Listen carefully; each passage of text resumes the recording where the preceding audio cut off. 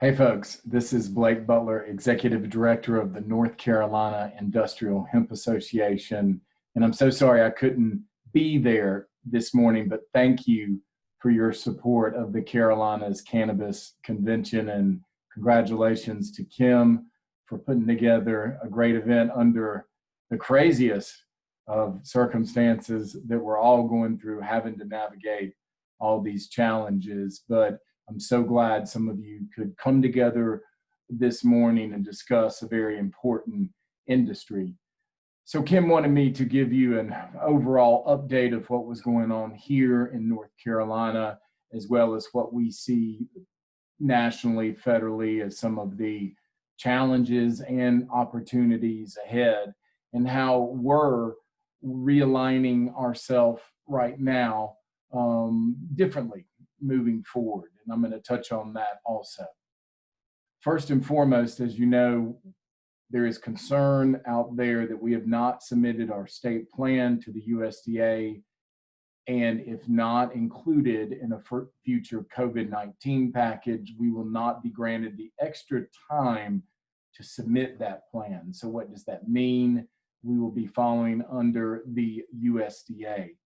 A lot will change with our program if that's the case. And just know that as an association, we are not giving up. We feel like we still have time in mid-August to push as much as we can. Leadership, as you've seen in recent articles from both sides of the aisle, is asking the USDA to consider the interim final rule period and extend it. And then in the same way, we're pushing from the state level, our commissioner, Steve Troxler, as well as Sandy Stewart and others, as a State Department of Agricultural group, the National Department of Agriculture has asked Congress for more time in a future COVID-19 package. We've written letters to the Senate Appropriations Committee, as well as the Secretary of the USDA, Sonny Perdue.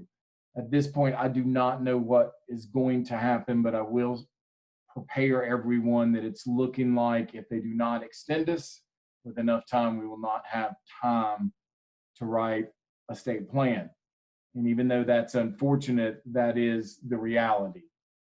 So just throwing caution to the wind, just prepare yourself as a grower. If you're out there as a grower, even as a processor, that some things could change as far as genetics and of course testing, when we look more and more directly at total THC when we measure for compliance. On the federal level, I think we all know that we need that guidance and clarity from the FDA to really be able to bring our our products into the supply chain properly, into market. And we know that there's been conversations happen recently up in the White House and in the FDA about some guidance on CBD. We have talked to the National Hemp Council and some other national organizations of what they thought might be some of the guidelines. We all hope that they would classify it as a dietary supplement in some case or in some sorts, but we just don't know at this point. But people are pushing in different places, and just know that that effort is going on, because without the clarity and really the guidance of the FDA, it's going to be very difficult for us to continue to get CBD as well as some of our other hemp products out there in certain markets and certain places. And we are seeing some farmers start to ask about diversifying on the crop. Is it possible that our state and other states are starting to think about growing for the other side? And just know that this is something that we love to talk about, and we all have spread that image of the 99,000 uses of hemp, but at some point, some state, some entity, some group has got to really put their best foot forward and go for it. And so this is something that we've been talking about as an association with people from Virginia and South Carolina.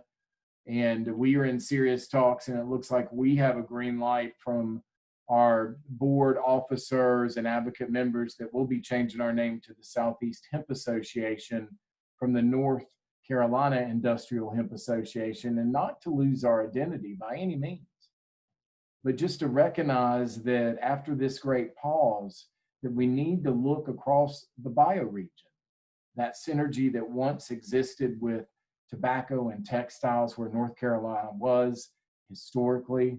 We can tap right back into that network, to those groups of farmers that co-opted together and worked with processors and worked with those middle tier companies that could have picked that harvest up after it's dried and cured and taken it to the processor. And as you know, on the fiber side, it's as easy as retting it in the field, baling it up, and someone could take it away. And in so many cases, we could load it on train cars. But so that's why we're thinking about coming together with all these southeastern states and kind of realigning and re-envisioning what we look at as a sustainable hemp industry. And we see it as a balance between floral and CBD, as well as fiber and possibly some biofuel solutions. We know that as we talk our farmers into growing for fiber, a large majority of them, I would say, would be towards the eastern part of the state that could grow larger acreage. They're not, in the beginning, going to make a lot of money per acreage, and it's going to be more of a 3 to 5 to 7 year vision. But I promise you, we're working really hard on trying to locate and identify those research dollars from nonprofits and others that are ready to do that fiber research. And we have NC State as one of the best in the country that can help us see this through. So there is opportunities that will open up for us on diversifying on the plant, whether it's creating clothing or some biofuels or possibly a little widget made of hemp plastic. The opportunity is there as long as we push forward together in a very collaborative sense. And by us renaming ourselves as the Southeast Hemp Association and realigning the way we're seeing the bioregion and how we can work together, we want to work with all the other organizations. But we want to be seen as a true agricultural commodity, and we want to do everything we can to rise everyone to the level of professionalism that will get the FDA and the USDA's attention. And folks, we all know it's that time to be sure that the products that are put out there that have hemp or CBD on the side are safe for consumption. And we could all be doing the right thing, but there's a lot of bad actors in this space. We know that. And without regulation, we still have to deal with that. So just something to think about as we think about our state, how we were in the middle historically of that tobacco textile relationship, and how we can once again lead. And I've talked to folks and legislators in Raleigh, and they're really warming up to this idea, because it's up to us to one day pivot. And as we see it, we need to look from within.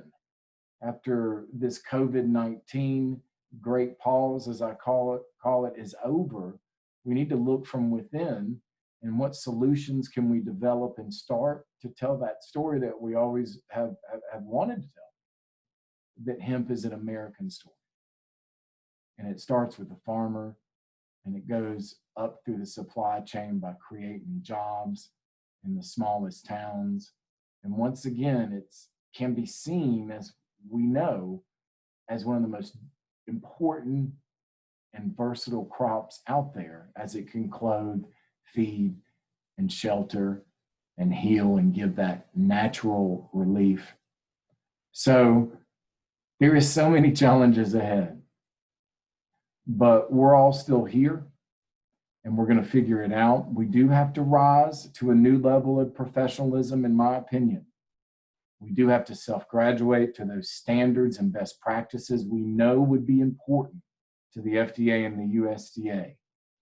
But at the same time, as we look from our association at the bioregion differently, we think there's opportunity out there to come together across state borders and get more attention, more research dollars, more university assistance, more research trials.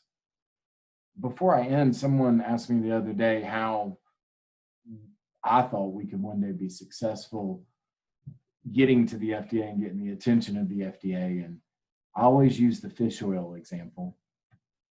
And if you look on the back of any fish oil supplement that's in a grocery store, you'll see that it says helps promote a healthy immune system, helps promote a healthy heart. But these guys also have to run the disclaimer that these statements are not approved by the FDA. But they got far enough that they got the American Heart Association, American Physician Association behind them with research trials and other groups, and really put a credible, sense that, hey, this is a great way to get some of those omegas, those vitamin E's from fish oil. So it worked for them, and they on grocery store shelves everywhere. That's where I would like to see a lot of our products accepted at that level, because we all know that they could be helping a lot of people, especially right now with all the stress in the world and people turning to other things to try to relieve that anxiety and stress. Our products would be more important than ever before right now. So we got to find new ways to get them to people too. So in closing, I just want to say thank you again for your support of this event. If you're a member of the association, thank you. And we'd love to have you join as we make this transition in August to the Southeast Hemp Association, but still based in North Carolina. I'll be the North Carolina liaison executive director, and then we're just going to have state liaisons. We're not going to set up chapters. We're just going to set up better networks, better way to communicate with one another. And yes, we'll be using a lot of technology in the beginning because events have to be so limited. But if that's what it takes to find the right people that we can do sustainable business with and that I can connect you with, along with others, then that's the way it should be with a new opportunity. So we look forward to that. So have a great day at the event. Kim, thank you again for organizing, and congratulations. And I look forward to seeing everybody soon. And thank you so much for your support and your belief in hemp.